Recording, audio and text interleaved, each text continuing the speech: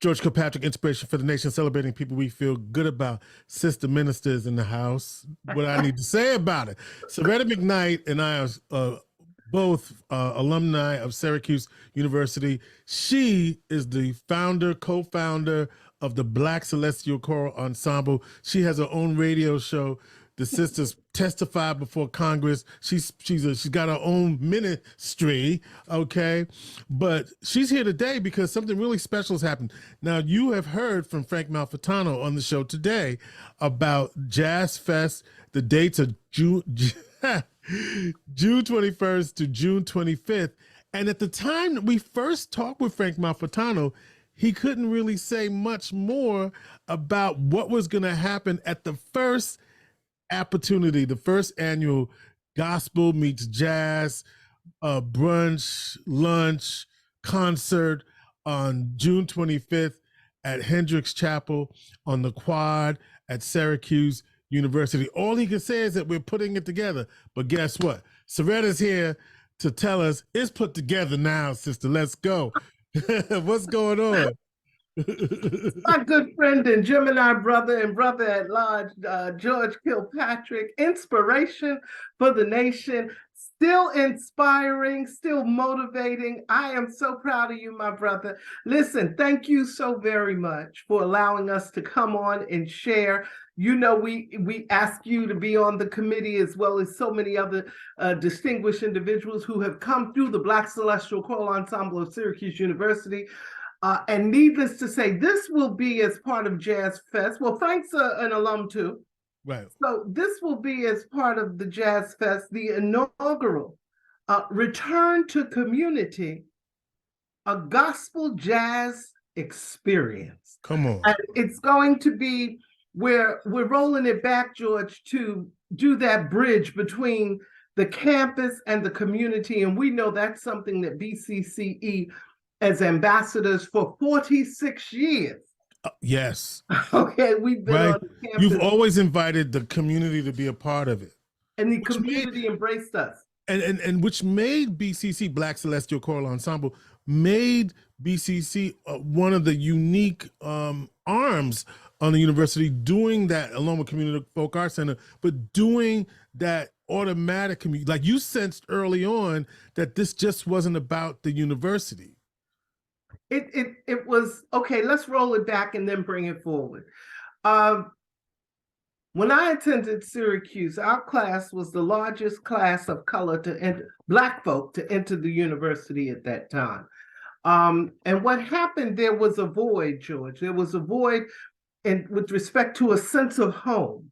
Mm-hmm. And the reality, the transition period that we all go through when we're away from home, and just the idea of being in community, seeing who, you know, everybody gravitates to who it is that they have familiarity or cultural similarities with. And when you are on a majority melanemic campus, mm-hmm. melanated folk automatically can pick each other out. And so what had happened because of that void, what we did was I expressed it to Barry Wells and some other folk in the administration. Larry Ford, who L.A. Latif, now resides in the great state of Georgia.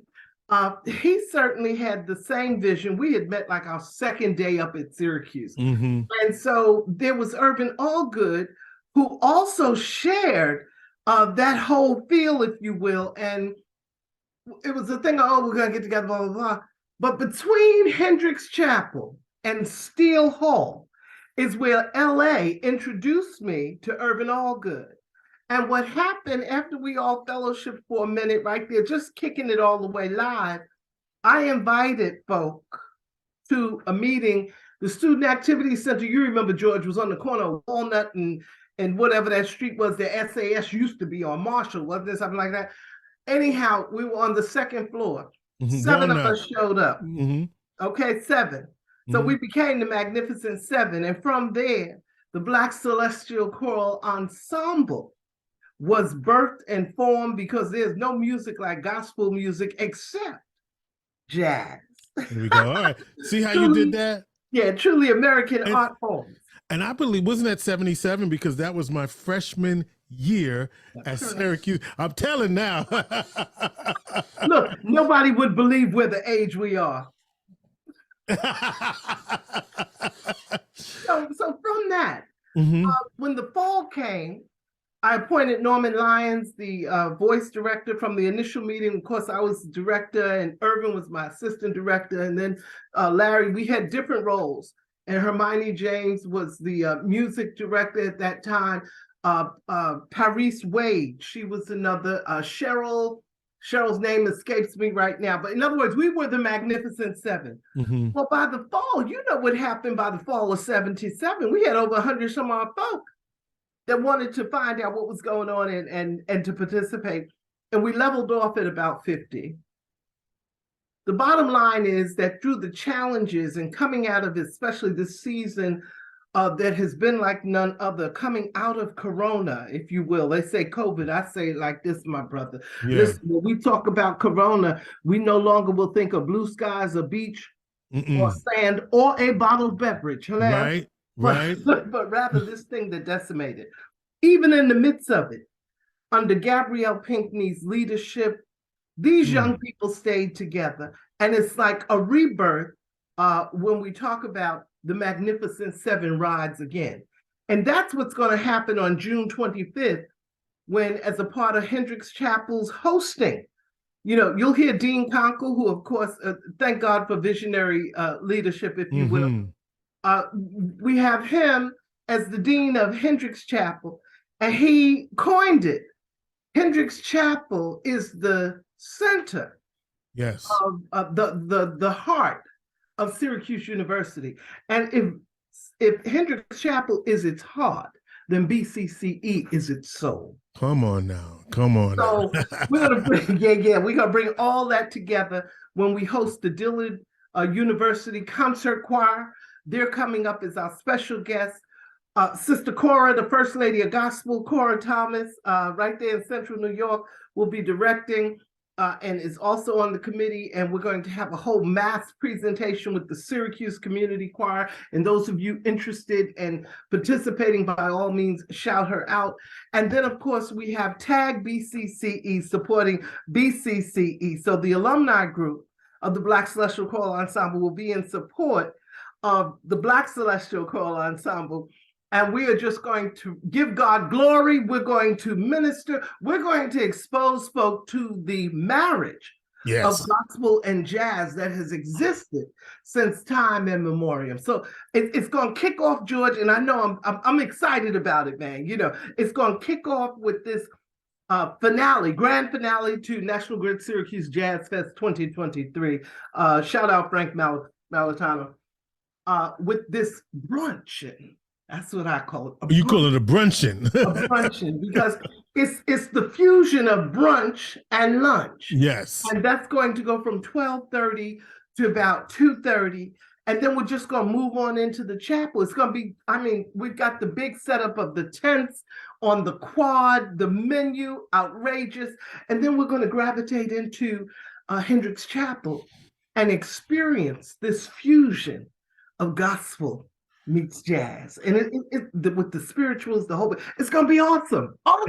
And this is the inaugural event. Yes. This has not happened before, and I'm really excited that this is happening. Which and for jazz, it extends Jazz Fest, because and of course, just to reiterate, we all, you know, Gladys Knight, Herbie Hancock, Spyro Gyra, Tower of Power, you know.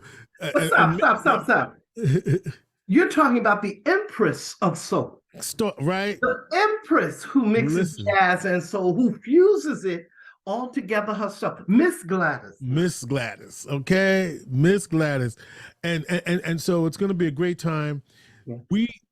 One of the reasons why we're talking to y'all now is because it's a couple of weeks, it's a month from now, but check this out, a month and a half. The Hendricks Chapel needs to be packed. Yes. Okay? Because the students aren't there. Right. They're gone. So now we talk about return to the community. This is ours now. Right? It might be a sprinkling of students because of summer school. It will be, right. But this is for us, by us, and many people are coming back who attended Syracuse. That's right. To make this a very special weekend. I'd say come up for the weekend and just hang out and party. You might find Seretta at some bidwiz table, but that's a whole nother. Don't tell it all. Don't tell it all. But wait a minute. Uptown. Uptown. But George, not to just gloss that point, you make a very, very important point. When you say the students are gone, summer school is in. Of course, we've got folk coming in and some of our students coming in, what have you, and BCCE's representatives will be there too. But here's the thing, it's an inaugural. Yes. Let's face it, there has been a tension between campus and community, a gulf that has widened. Yeah. And what we're talking about now is bridging that gulf, that gap, standing in that gap. You know, BCCE for years ministered not only on campus through the music and song, but also throughout the community. You know, there's a special relationship between the Bethany Baptist Church, you know, you're a member, and BCCE. I could go back to the days of Pastor Raspberry and Michelle. And, you know, we could roll the history about how welcoming when Bethany was located on campus. You know, come on, we could walk down to Bethany. So that's going to be exciting. I'm looking forward to meeting the new pastor. You know, Brother Charlie Lester, the first baritone section leader of BCCE. Of course, he's a member there too. You know, y'all got it going on. But then there's so many other churches. Yes. So many other entities. So brand level brand event marketing. They're going to what is it? Brand level brand event. Well, whatever. I might have it. But they're going to be reaching out even more so that we make sure our communities, brand elevation marketing, our communities, and when we say communities, campus, city, and the Syracuse metropolitan area are involved in this initiative. Come on out, Central New York. We want to be able to say, let's fellowship with the food, and then let's go on inside and fuse this thing. And who knows, somebody might decide to give their life to the Lord. Come on. God that's large and in charge. All of y'all, here's what I want to see. Yeah. I'm putting this in the universe. Go ahead. The brother that was before Evelyn as the director of the choir, what's his name? I can't think of his name. Before Evelyn? Before Evelyn. Either before Evelyn or after Evelyn. I'm not sure. You know, Evelyn is on board with this initiative. No, he moved. So Byron is after. Byron's after. Okay, Byron. So I want to see you, Byron, you and Byron. No, just you and Byron. That's what I want to see. I want to see a director off. You know how Nick Cannon used to have Wildin' Out. I want to see Seretta on this side, and I want to see Byron on that side. I just want to see. I want to see God be glorified. Oh yes. I want to see that. I want to see Byron and Seretta directing the choir together.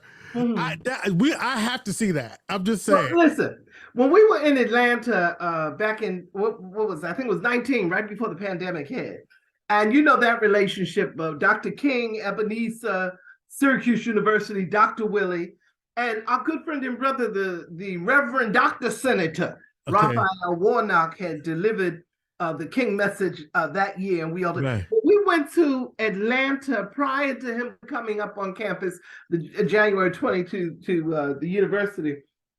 It was amazing to see the past directors. So I marveled. Ashley was there. You had Byron there. They even let me do a song. Go ahead. But it is amazing just to see generationally how this thing has flowed. Now, I'm interested, and I can't wait because we've been working together, Miss Cora Thomas. Yes, Miss Cora. First Lady. Central New York. I can't wait because we're all working this thing out together along with input. In fact, let me get that phone number. Like you. Let me get the phone number real quick for people, because you mentioned earlier there's the BCCE tag, the alumni group, but there's also the Syracuse Community Choir. You can call Hendricks Chapel at 443-2901, area code 315-443-2901 to participate in that choir under We're the all direction. singing together. Right. We're all gonna sing together. There you go. So come on now. Yeah, we need to get that 100-voice choir going. Let's go. Okay, let's go. But and with you, Evelyn, Byron, and that's just some of the people that I know. I'm trying to think who you're talking about. No, it was Byron. It was Byron. Okay, okay. I just remember. Yeah, it was Byron. Because so many greats have come through there. So many. The assistant directors, Lori Kingsbury, you had Lori, yes.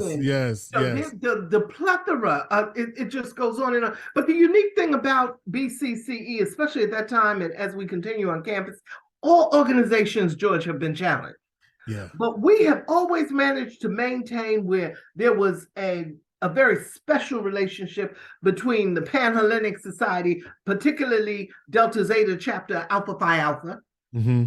The idea that the Greeks, how they supported us, and we're looking for representation from every Greek organization on campus to come out, wear your colors, and let's just have a great time as we reforge that bond between community and campus and community. George, it's important. Yeah. And our children have to understand that there is a welcoming place of home at the university.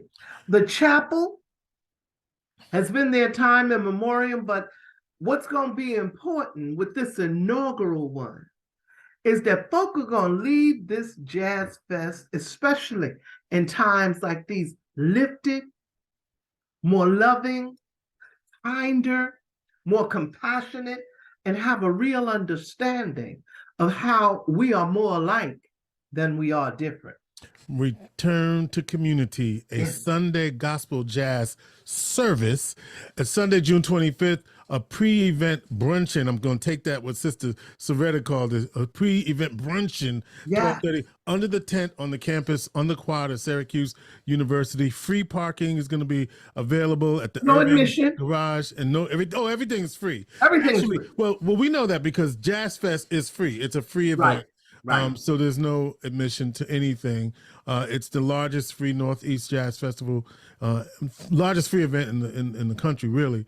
It's nothing like it. And to experience it in downtown Syracuse in its latest iteration is just a one of a kind. But this new event, where we return to community, bridging the gap, you got the Dillard University Choir. You got look, we need to talk to Gladys and get her up there. Listen, that's what I'm talking about. Right. That's what we need to talk. Gladys. If Herbie Hancock hangs out, I'm not gonna be mad. Okay. Listen, Gladys, come on now. The Empress. Can you imagine? I don't know what her rider says, but can you imagine Gladys? I was just in town. I just came to service. Oh my. Look, Gladys is a Gemini too. Maybe she'll get the spirit. Yeah. Wait a minute. Let's speak those things that are not as though they were. Let's call that in. Come on. It would be special guest. Frank, call Gladys, will you please? Okay, Frank, let's make this happen, baby. That's it. And can you imagine, George? But just the idea to be open enough. Yeah. Be able to host such an event and to say, and look, that whole return to community, we know where that came from out of that initial meeting. Come on now. We want to be able, and you were very significant with respect to pushing it forward and then us molding that thing and shaping it. They call it a service. I call it an experience, because once you hear the lyric and the melody and the merging, the fusion of the gospel and jazz, because people shouldn't get it twisted. The reality is jazz, gospel, all that was birthed from the old time spirituals, right? Come on now. And if we talk about hymnology and we talk about the origins in the Protestant church of the hymns, and then we talk about the fact that, well, those of our ancestors that were enslaved, one of the ways that communication took place was the talking drum through the music. Let's steal away. That means midnight come, we out of here. So in other words, the evolution of it all. And then look at where the university is. It's on the sacred grounds of our cousins, the Onondaga Nation, isn't it? Listen, so, holding the Shawnee, baby. Let's go. That's it. So it's Sunday, 12:30, the festivities start. We are making the appeal to all our local congregations, mosques, churches, etc. Look, finish up by noon the service on June 25th. It's summertime. Finish up and then everybody come on up to campus. Listen, there's going to be plenty for everybody. And it's not one tent, George. The massive tents are going up. Well, yeah, I'm just saying, on both sides. So yes. It's like, y'all need to come on, get your eat on, and then we can go get our praise on. And Miss Gladys, we ain't going to be mad at you if you stay and come on. Whoa, I just want to let you know that I just got something. Ooh, okay. As we're talking, and by the time people see this will be old news. But in this moment, my sister, I just got a text that we have lost an icon in music. Miss Tina Turner. Oh. Miss Tina Turner. One time at Jones Beach Theater. Oh, she's been battling. God bless her. She got her wings. Yeah. God bless you, Miss T. 83 years old.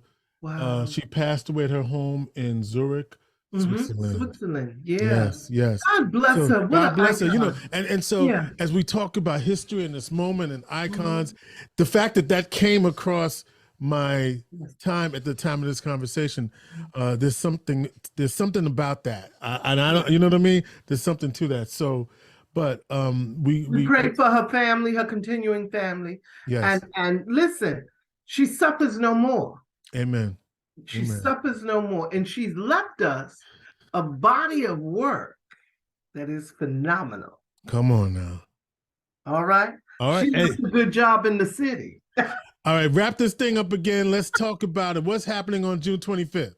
On June 25th, it is a return to community. It's a gospel bruncheon experience, if you will, and service. It's going to take place at Hendricks Chapel on the campus of Syracuse University, the conclusion of the Syracuse National Grid Jazz Fest 2023 will happen. Dillard University from New Orleans, Louisiana will be our special guest, along with the Black Celestial Choral Ensemble, BCCE, the alumni group TAG, BCCE, and the Syracuse Community Choir, along with Sister Cora Thomas, the First Lady of Gospel, Dean Kunkel, Hendricks Chapel. And look, we are excited and delighted to be able to welcome everybody, their participation. And it won't be a success unless we see you up in the house. So don't meet me there, beloveds. Beat me there.